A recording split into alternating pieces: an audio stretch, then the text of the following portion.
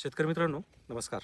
आपण आज आलो संगमनेरच्या जोरवेच्या प्लॉटवर. फेसबुकवर साधारण 1.5 महिन्यापूर्वी तुम्ही किंवा 1 महिन्यापूर्वी हा व्हिडिओ पाहिला असेल. त्यावेळेस या प्लॉटची हीच लेवल होती. त्यावेळेस सेटिंग चांगल्यापैकी लागलेली होती आणि साधारण माझ्या मते 40-45-50 दिवसाच्या आसपासचा प्लॉट होता. आज परिस्थिती अशी आहे की ह्या प्लॉटमध्ये गारपीट झालेली आहे. तुम्ही पानं जर पाहिले तर पानांची कंडिशन तुम्हाला सांगून जाईल. स्टीम जर पाहिलं तर त्याच्यावर सुद्धा हे डॉट जे पडलेत तर हे गारपिटीचे पडलेत, पण फळांवर कसल्याही प्रकारचा त्याच्यावर डाग नाही आहे. दुसरं तुम्ही फळाचं लस्टर पाहू शकता. अतिशय टॉप क्वालिटी टोमॅटो दिसतो, पण क्वालिटी ही टोमॅटोची टॉप आहे. आजही संगमनेर मार्केटमध्ये 180 रुपये दर मिळतो आहे. आपण थोडक्यात ह्या प्लॉटची सगळी हिस्ट्री जाणून घेऊ, कारण शेतकऱ्यांचा एकच प्रश्न येतो की कमी खर्च म्हणजे काय. कमी खर्च म्हणजे हा कोणता पॅटर्न नाही आहे. पॅटर्नपेक्षाही ही एक पद्धत आहे की ज्या पद्धतीमध्ये आपण कमी खर्च करून उत्पादन वाढवण्याचा प्रयत्न करतो. तर माझ्यासोबत आहेत सचिन जाधव. हे स्वतः एका कंपनीमध्ये काम करतात, फर्टिलायझर कंपनीमध्ये काम करतात, आणि त्यांनी ताकंडीसुद्धा त्याला जोडीला घेतलं आहे. कमी वॉटर सोल्युबल, कमी स्प्रे आणि टॉपचं नियोजन. तर हे आपण त्यांच्याकडून जाणून घेणार आहोत. तुम्ही म्हणजे बेड प्रिपरेशनपासून आत्तापर्यंत सगळे थोडीशी डिटेलमध्ये माहिती द्या. नमस्कार, सचिन जाधव. आपण बेड काढल्यानंतर आपण त्याला कोंबड खत मायनर एक साधारणतः थोडंसं जेवढं पाहिजे टोमॅटोला त्या पटीमध्ये एक रासायनिक डोस भरून पूर्णपणे रोटर करून त्याच्यावरती परत बेड करून आपण त्याच्यावरती ड्रिप टाकून कागद पसरून लागवड केलेली आहे. माझी लागवड 5 जानेवारीची आहे. आज साधारणतः चालू होऊन साधारणतः 20 ते 1 दिवस झालेली आहेत. आत्तापर्यंत 28 गुंठे क्षेत्रामध्ये माझ्यावाले 1200+ कॅरेट गेलेले आहेत आणि आत्ताही माझ्या वावरामध्ये 1000 ते 1200 कॅरेटचा माल आहे.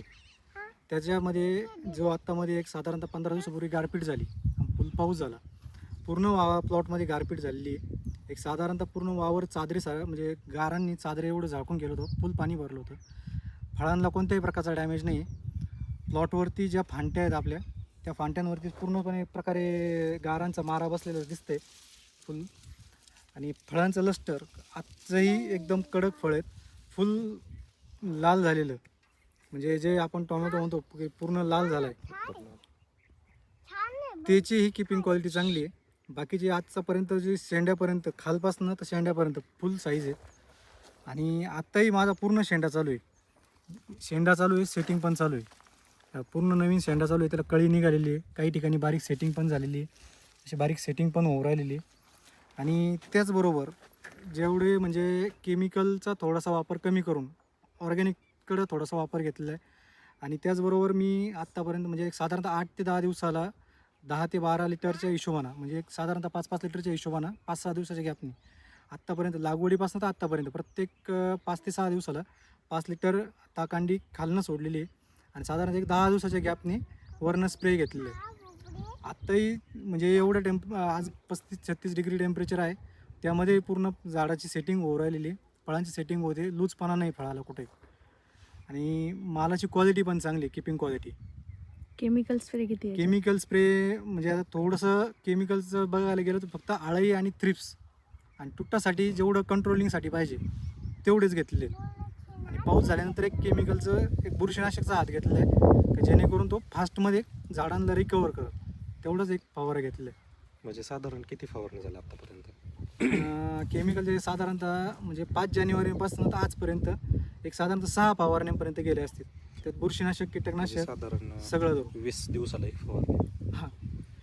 आणि आता याचा टोटल खर्च किती झाला? म्हणजे तारकाठी तुमचं घरचं आहे, हो. हे सोडून रोप सुधारणी, बांधणी, एक साधारणतः 80 ते 85 हजारापर्यंत मला खर्च झालेला आहे. कारण माझ्या बांधण्यास 3 झालेलं आहे. बांधणीचं लेबर कॉस्ट माझा 25-1 हजार रुपये झालेलं आहे. आणि सुतळीचे रेट पण आता सगळ्या शेतकऱ्याला माहिती थोडीशी टाईट आहेत. तर जवळपास माझीवाली 100 किलो प्लस सुतळी लागलेली आहे 3 बांधण्यांना. त्याच्यामुळे मग ते सुतळ्यांचं एक साधारणतः 22-23 हजारापर्यंत खर्च गेलेला आहे माझ्यावर. म्हणजे साधारण 27-28 गुंठे. 28 गुंठे क्षेत्र.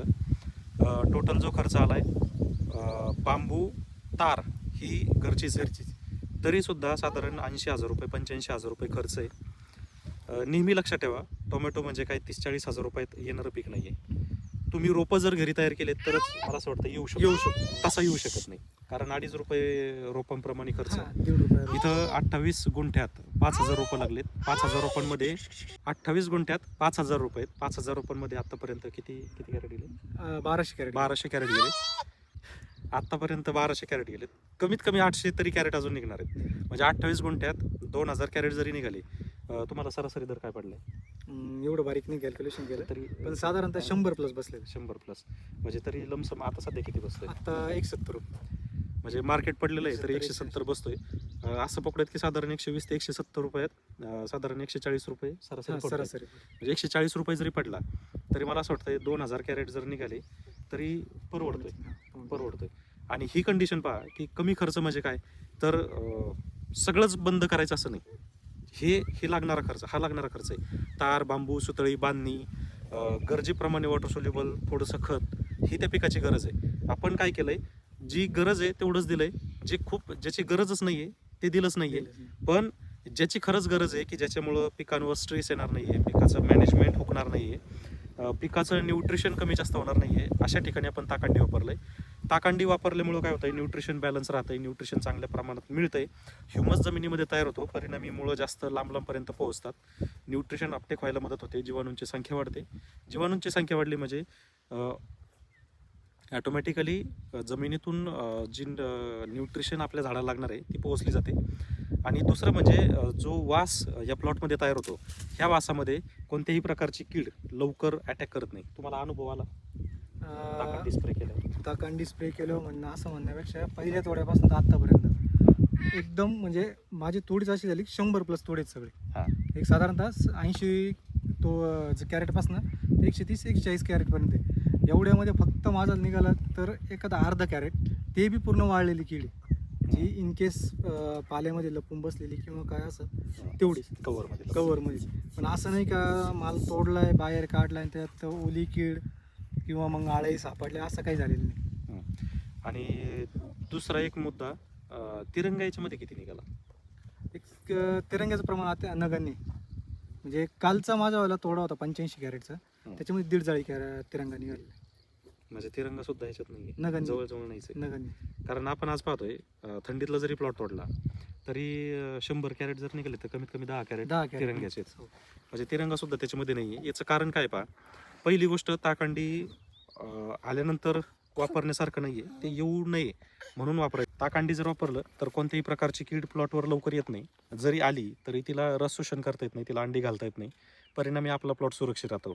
आणि ताकांडी हा कोणता पॅटर्न नाही आहे, तर ही एक पद्धत आहे जी आपण कोणत्याही प्लॉटमध्ये कमी खर्चामध्ये तयार करू शकतो आणि जास्तीत जास्त उत्पादन देण्याची क्षमता त्या खतामध्ये. याच्यामध्ये फक्त काय आहे की शेतकरी बऱ्याच वेळा घरी तयार करायला पाहतात. आता जे खत मला तयार करायला जवळजवळ 5-6 वर्ष त्याला समजून घेण्यासाठी गेलेत, तर तुम्ही ते 5-6 वेळेत लगेच तयार करू शकत नाही, कारण त्याच्यामध्ये खूप छोट्या गोष्टी आहेत. फर्मेंटेशनसारखी मोठी प्रोसेस आहे. आपल्याला असं वाटतं की आपण एक 10 ml ईस्ट जर त्याच्यामध्ये टाकलं तर ते फर्मेंटेशन होतं, पण नाही. तुम्हाला ती प्रक्रिया नैसर्गिक पद्धतीनेच तयार करायला लागते. तुम्ही जर ते आर्टिफिशियली तयार करायला गेले तर त्याचे रिझल्ट तुम्हाला तेवढे मिळत नाहीत. हा माझा एक वैयक्तिक अनुभव आहे. बाकी म्हणजे थोडक्यात तुम्हाला जर फक्त टॉनिक म्हणून वापरायचं असेल तर तुम्ही अगदी घरी राहून सुद्धा अगदी आरामात वापरू शकता.